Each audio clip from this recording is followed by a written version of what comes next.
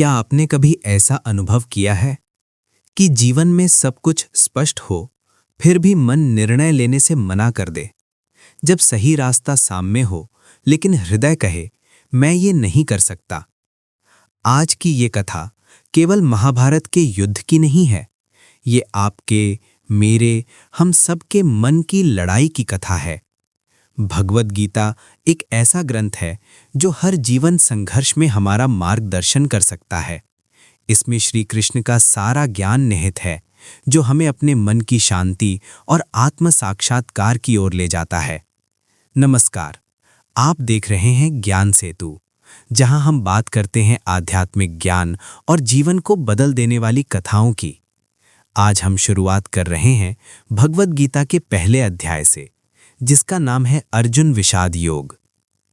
कुरुक्षेत्र की पावन भूमि पर दो विशाल सेनाएं आमने सामने खड़ी हैं। एक तरफ है सत्य यानी पांडव और दूसरी तरफ सत्ता यानी कौरव। धृतराष्ट्र जो अंधे हैं, संजय से पूछते हैं कि कुरुक्षेत्र में क्या हो रहा है। तभी हम देखते हैं दुर्योधन को। दुर्योधन के पास पांडवों से कहीं बड़ी सेना थी। भीष्म पितामह और द्रोणाचार्य जैसे महारथी थे, लेकिन फिर भी वो गुरु द्रोण के पास जाकर अपनी सेना की प्रशंसा करने के बजाय पांडवों की सेना की खूबियां गिनाने लगता है। दुर्योधन का अपनी सेना को बार बार अपर्याप्त कहना उसकी असुरक्षा को दिखाता है। यहाँ एक बहुत बड़ा लाइफ लेसन है। इंसान के पास चाहे कितनी भी बड़ी टीम या दौलत क्यों ना हो, अगर उसकी नीयत साफ नहीं है तो डर हमेशा उसका पीछा करेगा। क्या आपको भी कभी ऐसा लगा है कि आपके पास सब कुछ है, फिर भी मन के किसी कोने में एक अजीब सा डर बैठा है? कमेंट में जरूर बताएं। सन्नाटे को चीरते हुए भीष्म पितामह ने सिंह की दहाड़ जैसा शंख बजाया। इसके जवाब में श्री कृष्ण ने पांचजन्य और अर्जुन ने देवदत्त शंख बजाया। आकाश और पृथ्वी उस ध्वनि से कांप उठे। यहां अर्जुन पूरे जोश में हैं। वो भगवान कृष्ण से कहते हैं, हे अच्युत, मेरा रथ दोनों सेनाओं के बीच में ले चलिए। मुझे देखना है कि मैं किनसे लड़ने आया हूं। जब श्री कृष्ण रथ को दोनों सेनाओं के मध्य ले जाते हैं तो अर्जुन की दृष्टि चारों ओर घूमती है, लेकिन उसे शत्रु नहीं दिखते। उसे दिखते हैं उसके गुरु द्रोणाचार्य, पितामह भीष्म, मामा, चाचा, मित्र, भाई, और यहीं अर्जुन का मन टूटने लगता है।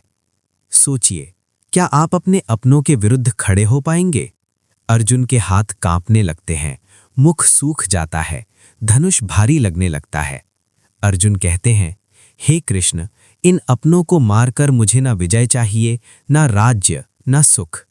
वो आगे कहते हैं, ऐसे राज्य का क्या लाभ जो अपने ही रक्त से प्राप्त हो। यही है विषाद, जब बुद्धि जानती है कि क्या करना चाहिए, लेकिन मन स्वीकार नहीं करता। यहीं एक गहरा प्रश्न छिपा है, क्या भावनाएं हमेशा सही होती हैं? अर्जुन आगे कहते हैं, यदि ये मुझे मार भी दें तो भी मैं शस्त्र नहीं उठाऊंगा। और तभी महान गांडीव धनुष अर्जुन के हाथ से गिर जाता है। ये अध्याय हमें तीन गहरी सच्चाइयां सिखाता है। 1. संकट बाहर नहीं, भीतर होता है। 2. भावनाएं हमें कमजोर भी बना सकती हैं। 3. ज्ञान से पहले स्वीकार करना पड़ता है कि हम टूट चुके हैं। भगवान श्री कृष्ण इस पूरे अध्याय में एक भी उपदेश नहीं देते। क्यों? क्योंकि जब तक मन खाली ना हो, ज्ञान प्रवेश नहीं कर सकता। अर्जुन कहते हैं, हे केशव, मैं युद्ध नहीं कर सकता, और रथ में बैठकर गहरे शोक में डूब जाते हैं। यहीं समाप्त होता है भगवद गीता का पहला अध्याय, अर्जुन विषाद योग। अगर कभी आपके जीवन में भी अर्जुन जैसा क्षण आया है तो आप अकेले नहीं हैं। अगले अध्याय में भगवान श्री कृष्ण हमें जीवन को देखने का नया दृष्टिकोण सिखाएंगे। अगर इस कथा ने आपके मन को छुआ है तो कमेंट में जय श्री कृष्ण लिखिए। वीडियो को लाइक करें और ऐसे ही ज्ञानवर्धक वीडियो के लिए ज्ञान सेतु को सब्सक्राइब करना ना भूलें। मिलते हैं अगले वीडियो में भगवान श्री कृष्ण के मार्गदर्शन के साथ। तब तक के लिए धन्यवाद। जय श्री कृष्ण।